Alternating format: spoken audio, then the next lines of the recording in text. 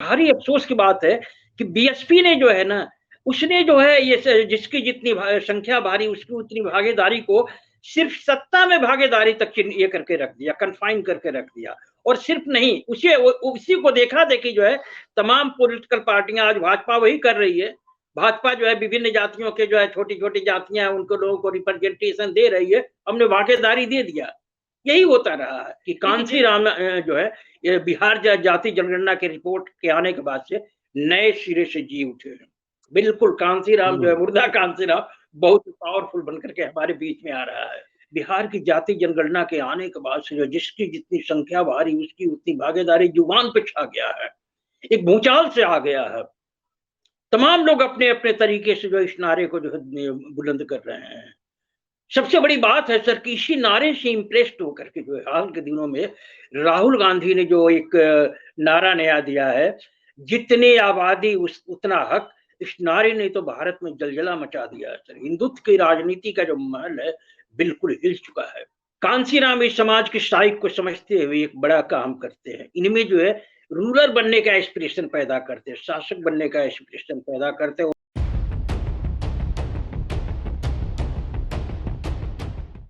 9 अक्टूबर बहुजन राजनीति का माइलस्टोन, मान्यवर कांशीराम की पुण्यतिथि। अंबेडकरनामा की ओर से आदरांजलि। आज 1931 के बाद पहली बार बिहार में कास्ट सर्वे हुआ। राजस्थान सरकार ने भी कास्ट सर्वे की घोषणा की है। मान्यवर कांशीराम ने बहुत पहले ही ये आवाज दिया था, ये आंदोलन किया था, जिसकी जितनी संख्या भारी उसकी उतनी हिस्सेदारी। दोस्तों, रतनलाल बोल रहा हूं और आप देख रहे हैं अंबेडकरनामा।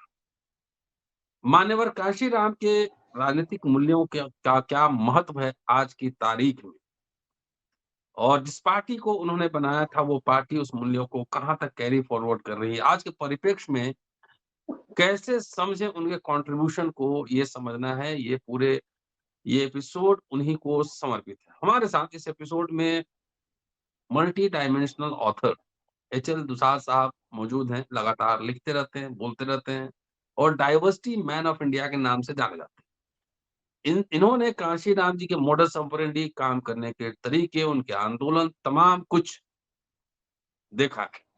इनसे समझने की कोशिश करेंगे कि कांशीराम होने के क्या मायने हैं। स्वागत है सर। जय भीम। जी सर, अब फ्लोर आपका है, बताएं सर। Thanks sir. आपने सर बहुत ही अच्छा याद दिलाया कि आज हम कांसीराम साहब की पुण्यतिथि एक ऐसे समय में मना रहे हैं जब बिहार में जाति जनगणना की रिपोर्ट आ चुकी है और कांसीराम का जो भागीदारी दर्शन था, जिसकी जितनी संख्या भारी उसकी उतनी भागीदारी छा चुका है। सर, उनके अवदानों को ख्याल करने के पहले हमें थोड़ा अतीत में जाना पड़ेगा। दुनिया मानती है कि कांसीराम साहब का उदय डॉक्टर अंबेडकर के बाद जो राजनीतिक शून्यता थी उसको भरने के लिए हुआ था। बाबा साहब के बाद जो मूवमेंट में एक वैक्यूम रह गया था, उस वैक्यूम को पूरा करने के लिए साहब वजूद में आए थे। बहरहाल बाबा साहब के प्रयासों से सर सामाजिक परिवर्तन की दिशा में काफी काम हुआ था। लेकिन उतना होने के बावजूद समाज का चित्र जो था काफी हद तक विषमतापूर्ण था। हजारों साल का जो सुविधाभोगी वर्ग था उस समय भी जो है उसका शक्ति के स्रोतों पर एकाधिकार था। कांसीराम के उदय के पहले 52% लोग अयोग्य रूप में विघोषित थे। 18% के आसपास अल्पसंख्यक जो थे वो विधर्मी के रूप में उपेक्षित थे। 7.5% आदिवासी जंगली और आदिवासी के रूप में धिक्कृत थे। और अमेरिका की संख्या के बराबर भारत के अनटचेबल बिल्कुल जो है तिरस्कृत और बहिष्कृत थे। ये स्थिति थी समाज में। साहब के पहले इस स्थिति में बदलाव लाने के लिए बहुत से लोगों ने अपने अपने तरीके से काम किया। इन्हीं वंचित आबादी को, जिसको 85% साहब ने बतलाया था, इनकी स्थिति में बदलाव लाने के लिए आपको गरीबी हटाओ का नारा दे करके सत्ता में बदलाव लाया गया था। इन्हीं के लिए संपूर्ण क्रांति का नारा दिया गया था और एक बड़ा सत्ता परिवर्तन हुआ। बाद में ढेरों गांधीवादी, मार्क्सवादी, अंबेडकरवादी और राष्ट्रवादी जो है ये 85% लोगों की दशा में बदलाव लाने के लिए अपने अपने तरीके से हाथ लगाए, लेकिन समाज का चित्र जो था लगभग वही था, पूर्व विषमतापूर्ण। वैसी स्थिति में मान्यवर कांसीराम का भारतीय राजनीतिक परिदृश्य पर उदय होता है। उन्होंने क्या काम किया ये तो एक बच्चा बच्चा जानता है, लेकिन समराइज यदि किया जाए, शॉर्ट में यदि हम लोग देखें उनके कामों को, तो उनके 3 सबसे महत्वपूर्ण काम है सर। सबसे पहले उन्होंने हजारों साल की ये जो दास जातियां थी उसमें उन्होंने शासक बनने का एस्पिरेशन पैदा किया। वर्ण व्यवस्था के प्रावधानों के तहत इस देश के जो 85% आबादी थी वंचितों की, वो जो थी उनमें शासक बनने की महत्वाकांक्षा नहीं थी। वो जो है आपको सवर्णों की जैसी जिंदगी जीने का ख्वाब नहीं देख सकते थे, वो उद्योगपति व्यापारी नहीं बन सकते थे। ऐसे समय में जो है कांसीराम साहब का उदय होता है। लेकिन कांसीराम इस समाज के साइक को समझते हुए एक बड़ा काम करते हैं। इनमें जो है रूलर बनने का एस्पिरेशन पैदा करते हैं, शासक बनने का एस्पिरेशन पैदा करते हैं। और उसका परिणाम क्या होता है कि आप देखेंगे कि मंडल के बाद जो है राजनीतिक जो सिनेरियो है उसमें बड़ा एक तरीके से कहिए तो वर्टिकल चेंज आ जाता है। जो वंचित जातियां काफी हद तक सत्ता से दूर थी, उनका वर्चस्व जो है आपका ग्राम पंचायत, शहरी निकाय से लेकर के संसद और विधानसभा में होने लगा। तो बड़ा परिवर्तन जो हुआ वो जो था, जो लोगों के साइक में शासक बनने का एस्पिरेशन पैदा हुआ, उसके बाद से राजनीतिक सिनेरियो बदल गया। उनका दूसरा महत्वपूर्ण काम मेरे ख्याल से सर ये है कि इन्होंने पढ़े लिखे नौकरीशुदा लोगों को पे बैक टू द सोसाइटी के मंत्र से दीक्षित किया, और इसका परिणाम जो था बहुत ही मिराकुलस आया। आप अपने चैनलों पर अक्सर जो है एक ऐसे वर्ग की बात करते रहते, मिडिल क्लास की बात करते रहते थे जो अपने सहयोग से जो है मूवमेंट को आगे बढ़ाया। तो कांसीराम का जो पे बैक टू द सोसाइटी का जो मंत्र था, इस मंत्र से दीक्षित लोगों ने ही जो है उनके बाद का जो बहुजन मूवमेंट चला उसको आर्थिक रूप से सहयोग किया और बौद्धिक रूप से भी सहयोग किया सर। जो कांसीराम से प्रभावित लोग थे, आप देखें कि 90 के बाद के डेकेड में जो ढेरों जो है आपका राइटर थिंकर जो उभरते हैं, वो कांसीराम के सिद्धांतों को आगे बढ़ाने के लिए उभरते हैं, उसमें हम जैसे लोग भी हैं। लेकिन उनका जो सबसे बड़ा अवदान था, जिसे मैं सबसे बड़ा कंट्रीब्यूशन मानता हूं, वो था उनका भागीदारी दर्शन, जिसके लिए उन्होंने नारा दिया था, जिसकी जितनी संख्या भारी उसकी उतनी भागीदारी। 2006 में जब कांसीराम साहब का निधन हो जाता है तो लोगों की स्मृति से वो विलुप्त नहीं होते हैं, लोगों की यादों से जाते नहीं हैं। उनके धरा छोड़ने के बाद से ढेरों संगठन अपने अपने तरीके से जो है जिसकी जितनी संख्या भारी उसकी उतनी भागीदारी से प्रेरणा लेकर के सामाजिक परिवर्तन की लड़ाई में जुटे रहे। इसी से प्रेरणा लेकर के उनके निधन की 1 साल बाद जो है उनके जन्मदिन पर 15 मार्च 2007 को लेखकों का संगठन बहुजन डाइवर्सिटी मिशन जो है वजूद में आता है, और बहुजन डाइवर्सिटी मिशन के तहत जो प्रयास चलाया गया सर, उसके बाद देखते हैं कि जो है भागीदारी दर्शन में जो काफी माने एक इम्पैक्ट पड़ा। इस संगठन के प्रयासों के फलस्वरूप जो है पुजारियों की नियुक्ति में जो है आरक्षण मिलने लगा, ठेकों में आरक्षण मिलने लगा और विभिन्न क्षेत्रों में होने लगा। और बड़ी बात यह है कि लोगों में जो है एक तरीके से संख्या अनुपात में भागीदारी की चाह पनपने लगी। ये कांसीराम का सबसे बड़ा उद्देश्य था। तो जो उनका मैं सबसे बड़ा कंट्रीब्यूशन मानता हूँ सर, सबसे बड़ी बात सर जो है विचार थी, किसी आंदोलन की जो जान होती है वो होती एक विचारधारा। तो कांसीराम का विचारधारा जो था इतना इम्पैक्टफुल था, इतना पावरफुल था, इसकी कोई सीमा नहीं। और आज हम देख रहे हैं, जिसका आपने जिक्र किया कि 2 अक्टूबर को जो है बिहार की जाति जनगणना के आने के बाद से जो जिसकी जितनी संख्या भारी उसकी उतनी भागीदारी जुबान पे छा गया है, एक भूचाल से आ गया है। तमाम लोग अपने अपने तरीके से जो इस नारे को जो है बुलंद कर रहे हैं। सबसे बड़ी बात है सर कि इसी नारे से इम्प्रेस्ड होकर के जो है हाल के दिनों में राहुल गांधी ने जो एक नारा नया दिया है, जितनी आबादी उतना हक, इस नारे ने तो भारत में जलजला मचा दिया है सर। हिंदुत्व की राजनीति का जो महल है बिल्कुल हिल चुका है। आज का अखबार उठा करके देखिए, मैं देखा आज के अखबारों में तमाम जगह जो बस इसी की ये चर्चा है, जिसकी जितनी आबादी उसका उतना हक। ये जो विरोधी पक्ष है, हिंदुत्ववादी तबका है, अपने अपने तरीके से इसका निगेटिव रूप लाने की कोशिश कर रहा है, लेकिन जो है इसका असर जाता दिख नहीं रहा। बहरहाल राहुल गांधी ने जो नारा दिया है सर, जो अभी एकदम बिल्कुल हावी हो गया, छा गया है भारत की राजनीति में, इस नारे का जो ये है मूल है सर, वो असल में कांसीराम साहब का वही सिद्धांत है, जिसकी जितनी संख्या बारी उसकी उतनी भागीदारी, जो हमारे आप जैसे बहुजन समाज के लोग जो है बरसों से उठाते रहे। लेकिन ताज्जुब की बात है, सुखद एक आश्चर्य कहा जाएगा कि कांग्रेस जैसे सवर्णवादी पार्टी, जिसका भविष्य राहुल गांधी के हाथ में है, वो जो है इस नारे को जो है सबसे शिद्दत के साथ उठा रहे हैं।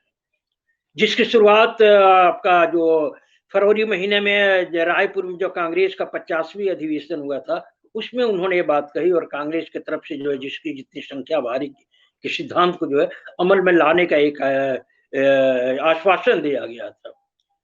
बाद में जब कर्नाटक में चुनाव होता है सर, कर्नाटक के चुनाव में तो राहुल गांधी ने हद कर दिया।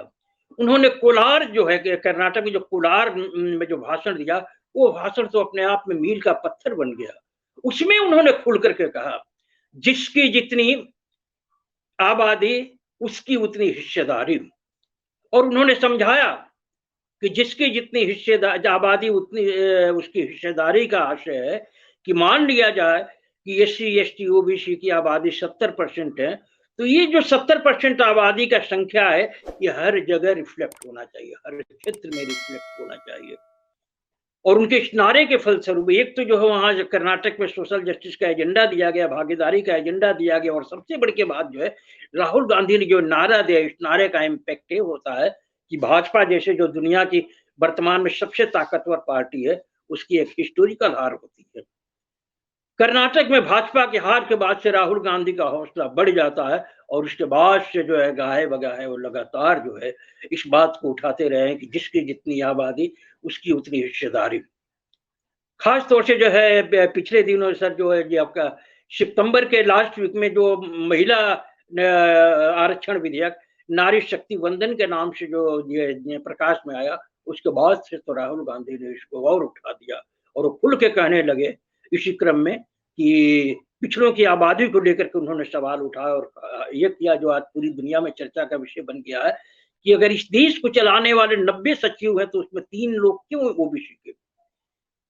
उन्होंने साबित किया कि वर्तमान जो भारत का बजट है, उसमें 6% बजट ही जो है भारत के ओबीसी एससी एसटी लोग जो है कंट्रोल कर रहे हैं, शेष पर जो है किसी एक वर्ग का हिस्सा है। तो उनका यही कहना है कि हम यदि सत्ता में आएंगे तो जिसकी जितनी आबादी उसकी उतनी हिस्सेदारी की बात हम करेंगे।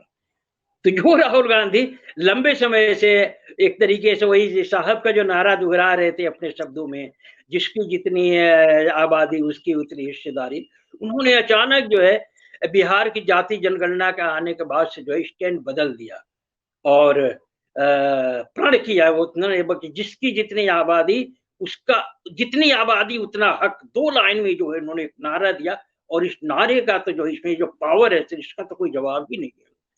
और सिर्फ नारा ही विशाल नहीं दिया, साहब, उन्होंने कहा विशाल साहब, हमारा प्रण है। जी। तो क्या ये आने वाली राजनीति की धुरी पुनः जाति बनाम धर्म होने जा रहा है? बिल्कुल सर, बिल्कुल।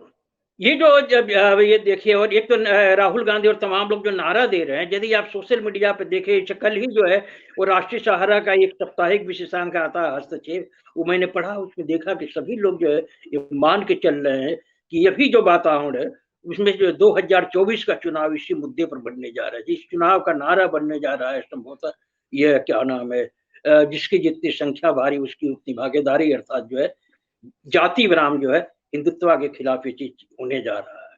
तो 2024 का सर ये बिल्कुल क्लियर हो गया है कि लगातार नारा बनने। लगातार लगातार हम लोग अम्बेडकरनामा के थ्रू चाहे सामाजिक मंचों पर ये सवाल हम लोग लगातार उठाते रहे हैं कि आक्रामक हिंदुत्व का मतलब दूसरे तरह का हिंदुत्व है, दलित पिछड़ा हम ना समझ ले। ये धर्म की राजनीति नहीं है, धर्मशास्त्र की राजनीति है। मेरी बात समझ रहे हैं? धर्मशास्त्र की राजनीति है। जी। तो इतना आवाज हम लोग लगातार इस पर उठाते रहे हैं। लेकिन एक बात है कि जो विरासत है कांशीराम जी की, वहाँ क्या चल रहा है? वहां ये वहां तो वैसी हलचल नहीं है सर, लेकिन ये मान के चलिए कि जो है कांसीराम की विरासत का दावा नहीं करते थे, जो उनके ऐसे वो भी बोल विचार रहे से हैं। काफी हद तक दूर रहते थे, आज आज वो जो है वो क्या नाम है आवाज उठा रहे हैं सर। कौन नहीं जो है कांसीराम के भागीदारी नारे में जो है आस्था ये व्यक्त कर रहा है। राहुल गांधी तो हैं ही, आपका लालू प्रसाद यादव, नीतीश कुमार और जितनी भी जो है मीडिया के इंटेलेक्चुअल है, हर कोई जो है बस इसी बात की ये कर रहा है कि जाति जनगणना ने जो है कांसीराम के नारे को जो है एक तरीके से शीर्ष पर ला दिया है। और मैं तो ये मानता हूं सर कि कांसीराम जो है ये बिहार जाति जनगणना के रिपोर्ट के आने के बाद से नए सिरे से जी उठे हैं। बिल्कुल कांसीराम जो है मुर्दा कांसीराम बहुत पावरफुल बनकर के हमारे बीच में आ रहा है। बिहार के जाति जनगणना में सर कांसीराम साहब की दो रूप में जीत हुई है, दो तरीके से जीत। पहले तो ये सर जो है बरसों से जो कांसीराम नारा देते रहे 15 बनाम 85 का, ये नारा जो है उनके जाति का आकलन समाज को कांसीराम ने मथा था और उनका मंथन कितना एक्यूरेट था इस रिपोर्ट के सामने आने से दिखाई पड़ रहा है। क्लियर हो गया कि 84 पॉइंट समथिंग अर्थात ऑलमोस्ट 85% के करीब जो है वंचित जातियां हैं, जिनकी हिस्सेदारी दिलाने के लिए साहब जो लंबा संघर्ष चलाए और वो नारा दिए। और दूसरी तरफ जो है ये जो सुविधाभोगी वर्ग है वो 15% के। तो कांशीराम की इतनी बड़ी जो बने एक तरीके से जो बने समाज को उन्होंने जो मथा था ये बिल्कुल परफेक्ट आ गया। आज तक उनके पहले जो है 1585 का नारा किसी ने नहीं दिया था। तो बात जो है बिहार जाति जनगणना ने साबित कर दिया। दूसरा जो इम्पैक्ट था सर,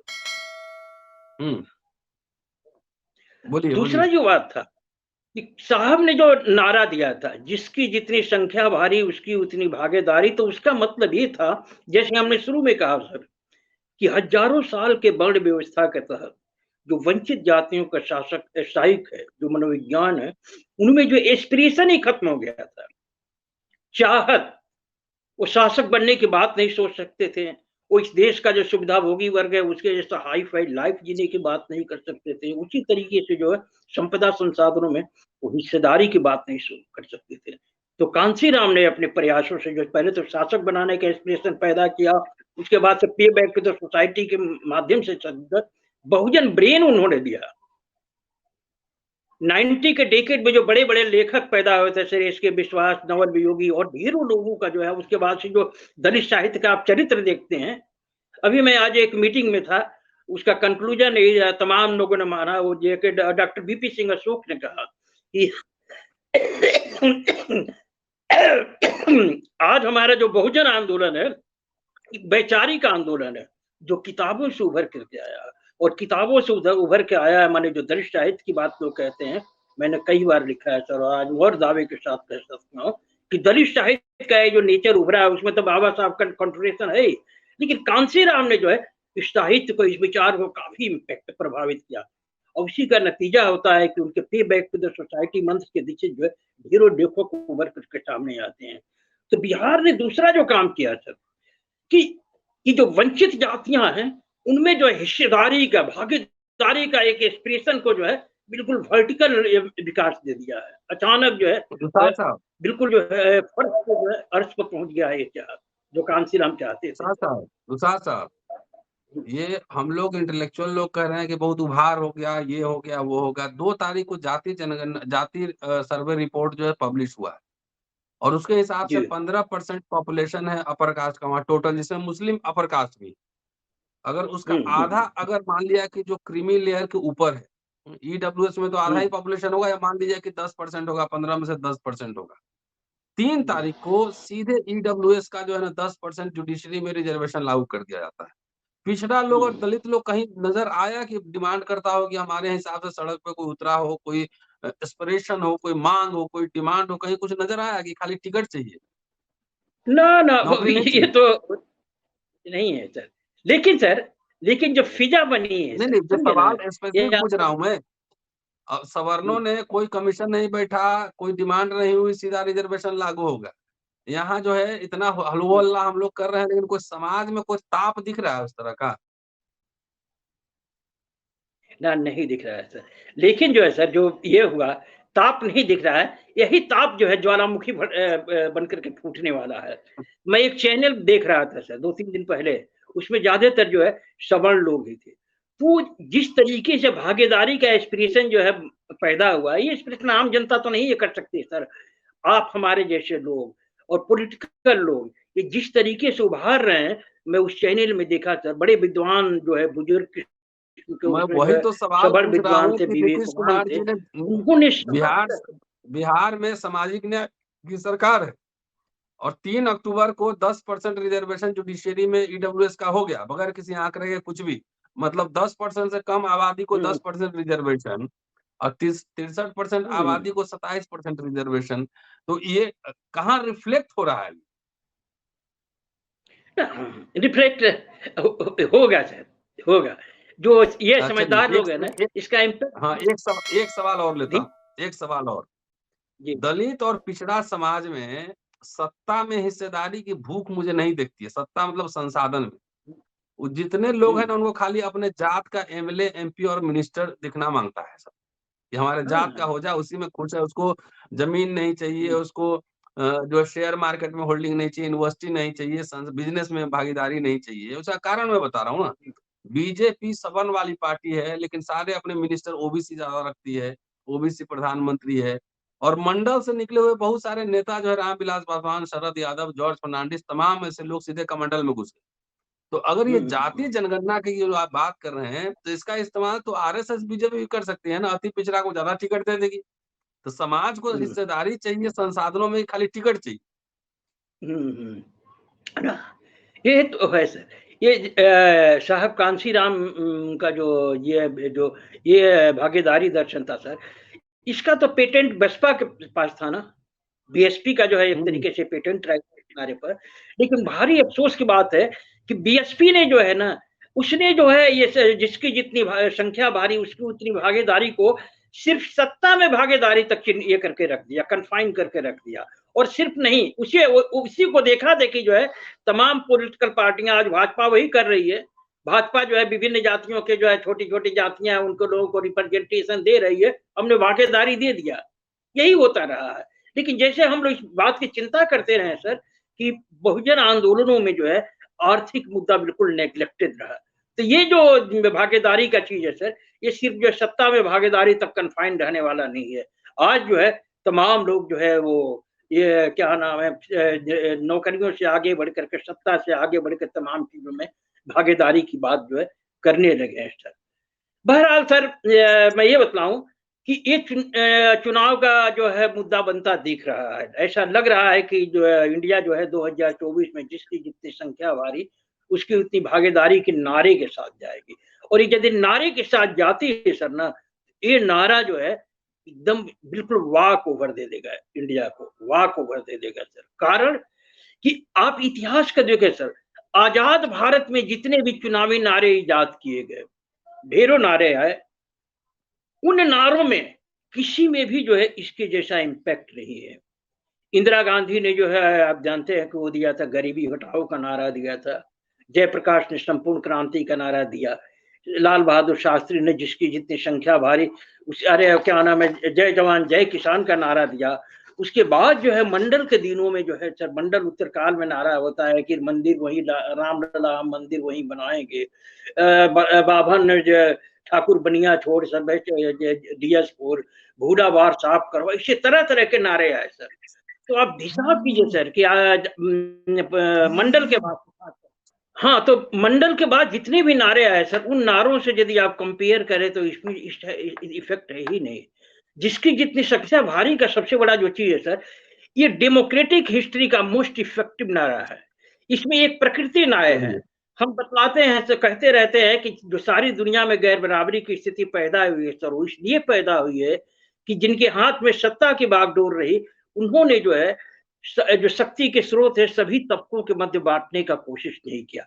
ये नारा जो है उसकी बात करता है जी। और इसकी इफेक्ट के तरफ मैं थोड़ा सा आपका समय लूंगा सर, मैं जाऊंगा। जरा देखिए जिसकी जितनी संख्या भारी का प्रयोग कहाँ होता है। हम लोग जिस अमेरिका की बात करते हैं सर, डाइवर्सिटी की बात करते हैं, 70 के डेकेड में जब ये कांसी राम का नारा नहीं उभरा था, उसके पहले 70 के डेकेड में जो है वहां के ब्लैक संपदा संसाधनों में हिस्सेदारी की लड़ाई करते हैं, और लड़ाई के फलस्वरूप जब वहां एक अशांति फैलती है तो लॉर्ड लिंडन बी जॉनसन जो है एक आयोग बिठाते हैं, कर्नर आयोग जो संसूचित देता है कि इस देश में अशांति इसलिए हो रही है कि जो वंचित जातियां हैं उनको संपदा संसाधनों में शेयर नहीं दिया। उसके बाद से लिंडन बी जॉनसन जो है एक नारा देते हैं कि अमेरिका शुड रिफ्लेक्ट एवरीवेयर, और वहीं से जो डाइवर्सिटी का नारा निकलता है, उसके तहत क्या होता है कि जो अमेरिका का जो रेशियल डाइवर्सिटी है, 70% गोरे हैं, 13% ब्लैक्स हैं, 11.5% हिस्पैनिक्स हैं, 3.5% एशियन पैसिफिक मूल के लोग हैं, और 1.5% जो है रेड इंडियन है। ये जब चीज इंप्लीमेंट होती है उसके बाद से उनको तमाम सेक्टरों में जो हिस्सेदारी मिलने की ये होती है, और देखते हैं कि अमेरिका का जो सिनेरियो बदल गया। सबसे बड़ी बात कि अमेरिका जो है मोस्ट पावरफुल कंट्री के रूप में आ गया, और पावरफुल कंट्री के रूप में आने का जो सबसे बड़ा कारण था सर वो ये था कि ये जो डिप्राइव्ड सेक्शन का ह्यूमन रिसोर्स है, ये ह्यूमन रिसोर्स जो अमेरिका के रूप में आने लगा और पावरफुल बन गया। इसका जो दूसरा जो प्रयोग हम लोग देखे हैं सर, वो प्रयोग हुआ है दक्षिण अफ्रीका में। सर दक्षिण अफ्रीका 200 साल तक जो है गोरों का गुलाम रहा। इस गुलामी के खिलाफ जो है मंडेला जैसे लोगों ने संघर्ष चलाया, और संघर्ष के बाद से आप जानते हैं कि 1994 में जो है ये गोरों की जिसको आजादी मिल जाती है, और आजादी मिलने के बाद से जो मंडेला के लोगों की दक्षिण अफ्रीका में जो है ब्लैक्स की एक मोनोपोली सत्ता का। दक्षिण अफ्रीका की खासियत क्या है सर कि भारत जैसे विविधता में देश है, सेम स्थिति वैसी है। जैसे भारत में सवर्ण है, ओबीसी है, एससी एसटी है, धार्मिक अल्पसंख्यक है, प्राय सेम स्थिति जो थे सर साउथ अफ्रीका में थी। वहां का रूलिंग क्लास गोरे जो थे 8.1% थे। एक कलर्ड ग्रुप था, कलर्ड ग्रुप जो है आपका वो 8 समथिंग के आसपास था, एक और ग्रुप, और मूल निवासी जो ब्लैक है सर उनकी आबादी तो थी 80% थी। साउथ अफ्रीका में क्या था कि ये जो 10% 8% समथिंग जो गोरे थे उनका ऑल सोर्सेज ऑफ पावर पर जो था 80 से 90% कब्जा था। लेकिन मंडेला के लोग जब सत्ता में आते हैं सर तो वहां पर 3 खास कानून बनाया जाता है, उनकी मोनोपोली सत्ता कायम होती है। जिससे आज की तारीख में हम भारत में देखते हैं कि मोदी के पास बहुत ही जबरदस्त मेजोरिटी है, ऐसी ही सत्ता जो है मंडेला के लोगों को कायम होती है। और कायम होने के बाद से वो 3 जो है कानून बनाते हैं सर। पहला जो कानून था सर वो है रोजगार समानता अधिनियम 1998। दूसरा कानून जो बनाया संग अनुचित भेदभाव रोकथाम अधिनियम 2000। और तीसरा जो कानून 2003 में बनता है सर उसका नाम है ब्लैक इकोनॉमी एम्पावरमेंट। जो बात आप जो है ये स्टेट और इकोनॉमी एम्पावरमेंट की बात जो अपने चैनलों पर कहते रहते हैं, इसके तहत वहां कानून बनाता है। और इन कानूनों का जो इम्पैक्ट क्या होता है कि वहां पर यह तय हुआ कि जिस रेशियल ग्रुप की जो आबादी है उसी अनुपात में जो है उनको रिप्रेजेंटेशन मिलेगा। नतीजा क्या होता है कि जिन 8% गोरों का ऑल सोर्सेज ऑफ पावर पर प्राय 80 से 90% कब्जा था सर, वो जो है अपने संख्या अनुपात पर सिमटने लगे, 8 पॉइंट पर सिमटने लगे। और 8 पॉइंट पर सिमटने का नतीजा क्या होता है कि उनके हिस्से का संभव है, भारत में कब संभव है ये देखना जरूरी है ना, कि भारत में कब संभव है। अब तो सर जो है ये जो चीज हो चुके तब सारा इतिहास खंगाला जाएगा ना, वो चीजें आएंगी, धीरे धीरे आएंगी। तो साउथ अफ्रीका में सर जिसकी जितनी संख्या भारी के फलस्वरूप क्या होता है कि ये जो गोरे थे 8%, जहां 80% के आसपास उनका कब्जा था, वो जब अपने संख्या अनुपात पर आते हैं सर तो उनके हिस्से का सरप्लस जो है 70 से 75% अपॉर्चुनिटी खाली हो जाती है। और वो डिप्राइव सेक्शन खास करके जो मूल निवासी काले हैं भारत की स्थिति और अफ्रीका की स्थिति एक समान नहीं है। और यहाँ पर जगदेव बाबू भी नारा लगा चुके थे 100 में 90 शोषित है, 90 भाग हमारा है। कांशीराम भी जी ने नारा लगाए 85 बनाम 15 का। अब चलिए जाति जनगणना आ गई है, अब समाज जब उसके लिए आंदोलनरत होगा, जब समाज हिस्सेदारी हर जगह मांगेगा तभी वो संभव है। अगर खाली राजनीतिक हिस्सेदारी मांग ले और बाकी जगह अगर नहीं मांगे तो थोड़ा मुश्किल है इसको इम्प्लीमेंट होना। जी कंक्लूड कीजिए सर। ये देखिए ना आप जो बाबू जगदेव प्रसाद की बात करते हैं और मान्यवर कांशीराम जो अपने उदय से पहले जिस रूप में थे, एकदम हेल एंड हेवन का डिफरेंस आ गया सर सोशल मीडिया ने। जगदेव बाबू को आप जैसे लोगों का समर्थन नहीं था, कांसीराम साहब के समझ आप, हम चंद्रभान प्रसाद हीरो जो है आज के जमाने में ये नहीं था। तो अभी स्थिति में सर वो स्थिति में बड़ा चेंज आ गया है।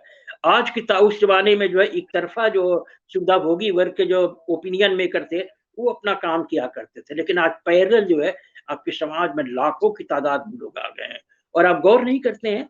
2019 में जो आप लोगों ने आंदोलन चलाया था, जब 10% जो है सवर्णों को आरक्षण मिलता था, जो दो उसमें देख दौर कीजिए सर, उस दौर में संसद से लेकर सड़क तक नारा उठा था, जिसकी जितनी संख्या भारी उसकी इतनी भागीदारी।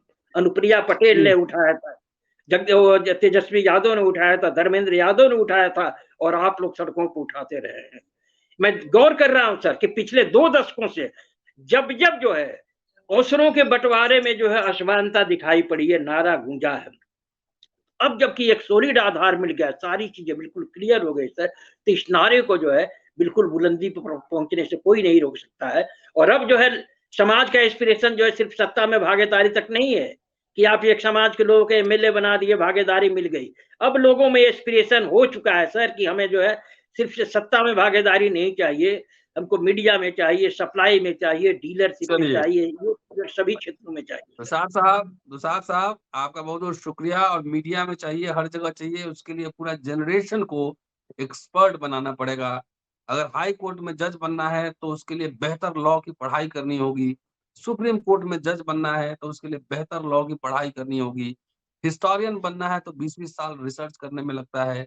समाज कितनी तैयारी कर रहा है ये देखना भी जरूरी है। बहरहाल ये परिनिर्वाण दिवस विशेष, उन्होंने जो सर सपना 1 देखा मिनट था मुझे मौका दीजिएगा, 1 मिनट जी मौका दीजिएगा। आप जो कह रहे हैं ना कि हमारे समाज में हिस्टोरियन नहीं है और ये सब चीज नहीं है सर, सबसे बड़ी बात जो है ना सर, जब आपका अपॉर्चुनिटी एश्योर्ड हो जाता है, हिस्सेदारी एश्योर्ड हो, जैसे बाबा साहब के रिजर्वेशन से एश्योर्ड हो गया कि इतने % लोग दलित समाज के जो है बनेंगे आईएएस, इतने समय ये बनेंगे, तो जब आईएएस अपॉर्चुनिटी और नेता छोड़ के कोई कोई काम हमारे समाज में लोग करता नहीं। ब्यूरोक्रेसी और पॉलिटिक्स छोड़ के जो है ना, कहीं समाज की निगाह। मैं तो दिल्ली में बैठा हूँ दुसाद साहब, और अभी भी सपना हम भी देख रहे हैं कि समाज जागृत हो, अर्थव्यवस्था में हिस्सेदारी खोजे, ठेकेदारी में हिस्सेदारी खोजे, शेयर मार्केट में अपनी हिस्सेदारी खोजे। लेकिन इसके लिए अच्छे तरह से मैनेजमेंट पढ़वाना भी होगा आने वाली पीढ़ी को। मैं जहाँ बैठा हुआ हूँ, जितने बड़े-बड़े लोग आते हैं सब अपने बेटा को सिर्फ आईएएस ही बनाना चाहते हैं। वो तो फ़िल्म वो मेकर ट्रेजेडी नहीं बनाना चाहते हैं। गायक नहीं बनाना चाहते हैं। तो हिस्सेदारी आखिर लेना है तो उसके लिए तो ह्यूमन रिसोर्स तैयार करना होगा ना। सर जब आपकी जो है मैं देख रहा हूँ आने वाले दिनों में जब आपकी जबरदस्त सत्ता जो कायम होगी, तो उसमें जब विभिन्न क्षेत्रों में जब आप ये सोल्ड कर दीजिएगा हिस्सेदारी, जैसे मान लीजिए कि नौकरी में जो ये हुआ, तो कल्पना नहीं किया जा सकता था। लोग हंसते थे कि कैसे डॉक्टर अम्बेडकर के लोग डॉक्टर, इंजीनियर ये सब बनेंगे, लेकिन देखिए वहाँ कितना कंपटीशन है। तो उसी तरीके से सप्लाई में, डीलरशिप में, डाइवर्सिटी में, मीडिया में आप हिस्सेदारी तो सोल्ड कीजिए। जिस दिन हिस्सेदारी सोल्ड हुई, बहुत जल्दी सर जो है उसमें इतने लोग आ चलिए, जाएँ कि फिर की जो है वो ये आप नहीं है। आशावान हैं, मैं भी आशावान हूँ, लेकिन देखना ये है कि सरकारी नौकरी वाला चाहिए हमारे समाज को कि रियल एस्टेट का जो नहीं 100 करोड़ का मालिक चाहिए। ये समाज को हम लोग अपनी चाहें मानसिकता बतलाएँगे ना कि क्या रह गया है। सरकारी नौकरी में सर एक फिगर बतलाऊँ, हमें एक जानकारी मिली है विश्वस्त सूत्रों से कि ये जो सरकारी नौकरी के पीछे हम भागते हैं, किसी ने जानकारी दिया है कि सर्विस सेक्टर में सरकार के बजट का सिर्फ 2% खर्च होता है, सिर्फ 2%। और वहीं जो जी, है ठेकेदारी जो है, कंस्ट्रक्शन वगैरह के काम में सरकार का 20% जो है जा रहा है हिस्सेदारी। तो अब जो नया सिनेरियो बदल रहा है सर, ये चीज़ हम लोग समझाएँगे, आप जैसे लोग हैं, अपना चलिए आप अम्बेडकर अपने आने वाली पीढ़ी को आप बिल्डर करवाएँगे। ज़रूर बनाइए और हम भी बनाएँगे। लेकिन समाज इसके लिए मुझे लगता है अभी मेंटली तैयार नहीं है कि हमारा बेटा जो है बिल्डर बने, रियल एस्टेट का बिज़नेस करे। वो सारे लोग आते हैं, सरकारी नौकरी की तैयारी करवाते हैं और रिटायरमेंट के बाद फिर पॉलिटिक्स जॉइन करना चाहते हैं। बहुत-बहुत शुक्रिया आपका दुसाद साहब। और दोस्तों थैंक यू। ये परिनिर्वाण दिवस विशेष कांशीराम जी को ये समर्पित है। ये पूरा एपिसोड दुसाद साहब को आप सुन रहे थे। बहुत बढ़िया शानदार बोलते हैं। इनको लगातार आप अम्बेडकरनामा पर सुनते रहेंगे। शुक्रिया सर, थैंक यू।